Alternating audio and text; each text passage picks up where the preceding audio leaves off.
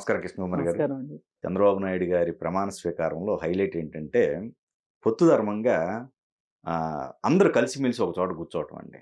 వీళ్ళు, వాళ్ళు అనేది లేకుండా పలకరించుకోవటం ఆప్యాయతలో. బిఫోర్ ఎలా చేశారో, ఆఫ్టర్ కూడా అంతే ఉన్నారు. ఓకే. ఎలా అనిపిస్తుంది మీకు? బావుందండి. హ్మ్. అసలు ఒకానొక సందర్భంలో ఈ పొత్తు ఉంటది అని ఎవరు నమ్మల. ఒకానొక సందర్భంలో. కారణం ఏంటి అంటే, చంద్రబాబు నాయుడిది ఎంత నిలకడ మనస్తత్వం అయినప్పటికీ, పవన్ కళ్యాణ్‌ది నిలకడ మనస్తత్వం కాదు అనే ఒక నమ్మకంలో ప్రజలున్నారు.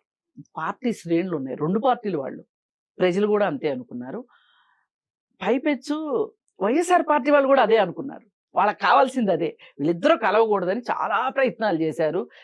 నీకు నువ్వు ఒంటరిగా గెలవలేవని పవన్ కళ్యాణ్ అన్నారు. ఒంటరిగా గెలవలేవని చంద్రబాబు నాయుడిని అన్నారు. వాళ్ళు చేయాల్సినంత రచ్చ చేశారు వీళ్ళిద్దరూ కలవకుండా. ఇక సింహం సింగిల్ అన్నారా? ఎన్నన్నారా? ఇప్పుడు అవన్నీ అనవసరం అనుకోండి. అన్నీ అని అంటే వీళ్ళ ఉద్దేశ్యం ఏంటంటే వీళ్ళిద్దరూ కలవకూడదు.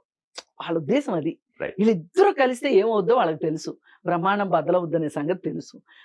అది అయితే పవన్ కళ్యాణ్ ఎప్పటినుంచో ఒక మెసేజ్ ఇస్తున్నాడు. ఏమనంటే ప్రభుత్వ వ్యతిరేక ఓటు చీలనివ్వను, చీలనివ్వను, చీలనివ్వను అని చెప్తూనే ఉన్నాడు. కానీ ఇది ప్రజలు నమ్మలేదు. 2 పార్టీల వాళ్ళు నమ్మలేదు. ఆహ్, వైసీపీ వాళ్ళు మట్టుకు నమ్మారు. హ్మ్. నమ్మి ఏం చేశారు అంటే అమ్మో! ఎందుకైనా మంచిది. అసలు వీళ్ళ పొత్తుని విడగొట్టడానికి ఎన్ని ప్రయత్నాలు చేయాలో, ఎన్ని అవాకులు, చవాకులు అన్నీ చేశారు. కానీ పవన్ కళ్యాణ్ ఏది ఏమైనప్పటికీ మరీ ముఖ్యంగా తెలుగుదేశం పార్టీకి, తెలుగుదేశం పార్టీ కుటుంబ సభ్యులకి, యావత్ ప్రజానీకానికి ఒక నమ్మకం అనేది ఎప్పుడొచ్చింది పవన్ కళ్యాణ్ మీద అంటే, చంద్రబాబు నాయుడు అరెస్ట్ అయినప్పుడు వచ్చింది. ఆ రోజు నుంచి ఈ రోజు వరకు ఒకే ఉచ్ఛ్వాసం, ఒకే నిశ్వాసం లాగా వాళ్ళిద్దరూ ఒక బంధం వచ్చింది. జైల్లో ఉన్నప్పుడే వచ్చింది. కుటుంబంతో గూడా బంధాన్ని పెంచుకున్నాడు పవన్ కళ్యాణ్. పెంచుకొని చెప్తున్నాడు గదా! నిన్న, "నేను భువనమ్మకు మాటిచ్చాను" అని చెప్పాడు. ఆ మాట నిలబెట్టుకున్నాడు. అలాగే చంద్రబాబు నాయుడు గారికి చేతిలో చెయ్యేసి, ఆహ్, చేతిలో చెయ్యి, చెయ్యి మీద చెయ్యి వేసి అంటే వాళ్ళిద్దరి బాండింగ్ ఎలా ఉందో తెలియజేసేటట్లు నోటి మాటలు అక్కర్లా. ఆ చేతులు చూస్తే చాలు. అప్పుడు ఆ ఇద్దరి మొహాల్లో హావభావాలు అర్థం చేసుకునే వాళ్ళకి 100% ఈయన ఏ విధమైన సహకారం ఆయనకందించాడో, ఆయన ఏ విధమైన సహకారం ఈయనకందించాడో, ఇద్దరు కలిసికట్టుగా ఉంటే కలదు సుఖంలాగా ఎలా ఈరోజు అధికారాన్ని చేజిక్కించుకున్నారు అనటానికి మనకి ఖచ్చితంగా కనిపిస్తా ఉంది. మరి చాలామందికి ఏమనొచ్చు అంటే, అసలు ఈ పవన్ కళ్యాణ్ అనేవాడు రావటం వల్ల కలిసి పోటీ చేశారు, గెలిచారు. ఇంతవరకు బావుంది. డిప్యూటీ సీఎం అవ్వడం ఏంటి? ఎందుకవ్వాలి డిప్యూటీ సీఎము? అసలు పవన్ కళ్యాణ్ పోయినసారి ఎలక్షన్స్‌లో ఒక్క చోట గూడా అతని పార్టీ వాళ్ళు గెలిచారు గానీ, ఆళ్ళు మళ్ళీ ఈయన మీద నమ్మకం లేకే గదా! వాళ్ళు బోయారు. పవన్ కళ్యాణ్ 2 చోట్ల పోటీ చేసి 2 చోట్ల ఓడిపోయాడు. ఈలోపే ఇంత ఏమొచ్చేసింది ఆయనకి? అంత కొమ్ములొచ్చేసినాయా? అంత అవసరమా? అసలు తెలుగుదేశాన్ని గెలిపించింది ఈ పొత్తేనా? ఇలాంటి నానా రకాల అభిప్రాయాలు వ్యక్తం అవుతా ఉన్నాయి ఈ 2, 3 రోజులుగా చూస్తూ ఉంటే. ఇప్పుడు పైపెచ్చు డిప్యూటీ సీఎం అయ్యేసరికి ఇంకా చాలా అంటే డిప్యూటీ సీఎం అవుతాడని 3 రోజుల నుంచి సంకేతాలొస్తూనే ఉన్నాయి. 3, 4 రోజుల నుంచి. అంటే కలిసి ఢిల్లీ వెళ్ళడము, మోడీ దగ్గర ఇద్దరికి సమప్రాధాన్యం రావటము, ఇదంతా గూడా జీర్ణించుకోలేని వ్యక్తులు గూడా ఉన్నారు. అయితే వీళ్ళందరూ ఆహ్, ఇప్పుడు వీళ్ళందరి దగ్గర నుంచి ఒక అభిప్రాయం బయటకొచ్చిందనుకోండి. అదే ఆ కుటుంబ సభ్యులు విన్నారనుకోండి. వాళ్ళల్లో గూడా ఎక్కడో ఒక మూల ఒక చిన్న ఫీలింగ్ ఉందనుకోండి. దాన్ని ఇది ఇంకా కొంచెం పెంచి పెద్ద జేస్తాయి. ఇట్లాంటప్పుడు సహజంగా ఏమనుకుంటారు? అసలు బయట నుంచి వచ్చిన వ్యక్తి ఎంత సహాయమైనా చేయొచ్చు. అంత ఇంపార్టెన్స్ ఇవ్వడం ఏంటి చంద్రబాబు నాయుడు అనే ఒక బాధ వచ్చేస్తది. ఇంకేముంది ఇది ఎప్పటికైనా ఊడిపోయే ముక్కే అనే ఫీలింగ్‌లో ఉన్నవాళ్ళున్నారు. దాని గురించి భయపడుతున్న వాళ్ళున్నారు. అదే జరగాలని కోరుకుంటున్న వాళ్ళు ఉన్నారు.